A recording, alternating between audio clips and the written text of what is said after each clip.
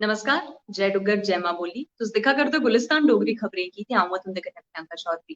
गल्ल करचै जेकर जम्मू शैह्रा दी ते इन दिनें बम बम बोले दे जयकारे थमां जम्मू शैह्र है जेह्ड़ा ओह् गुंजा करदा है। खास तौर पर श्री अमरनाथ जी दी यात्रा जेह्ड़ी ऐ ओह्दे गित्तै भगवती नगर च जेह्ड़ा आधार शिविर ऐ उत्थे दी जेह्ड़ी इक रौनक ऐ ओह् दिखदे गै बना करदी ऐ।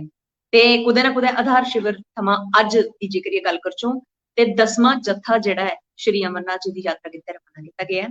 ते इस जत्थे च बालटाल मार्ग शा रवाना होने आह्ले 2618 ते पहलगाम शा रवाना होने आह्ले 6155 श्रद्धालु जेह्ड़े ने ओह् शामिल हे।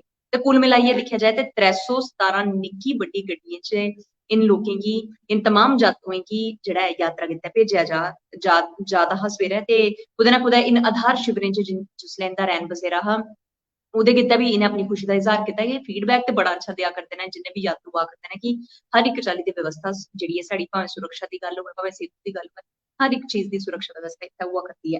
ते कुल मिलाइयै जे जिक्र करां ते 8773 जेह्ड़े श्रद्धालु न अज्ज 10वें जत्थे च रवाना होए न बाबा बर्फानी दी यात्रा करने गित्तै उंदे दर्शनें गित्तै।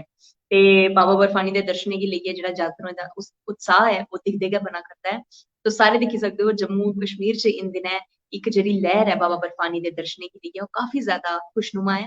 हालांकि किश दिन पैह्ले मौसम दी खराबी दी बजह कन्नै कुदै ना कुदै मनोबल गी निक्की हारी ठेस जरूर पुज्जी ही जिसलै यात्रा गी स्थगित करने दी गल्ल जेह्ड़ी ही ओह् इक दो दिन आस्तै आई ही लेकिन ओह्दे परैंत गै मौसम खुशगवार होएआ, ईश्वर दी कृपा होई, बाबा बर्फानी दी कृपा होई ते इक बारी परतियै श्रद्धालु बनने जेह्ड़े ओह् बाबा बर्फानी दे दर्शनें गित्तै जावा करदे न।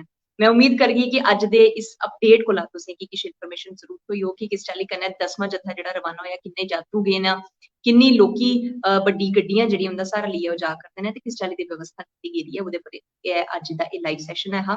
ते फिलहाल हुनै धोड़ी तक तुस मिगी इजाजत देओ, परतियै तुंदे कन्नै मलाटी करगी किसी होर विशे पर किसी होर टॉपिक पर। जय डुग्गर जय मां बोली।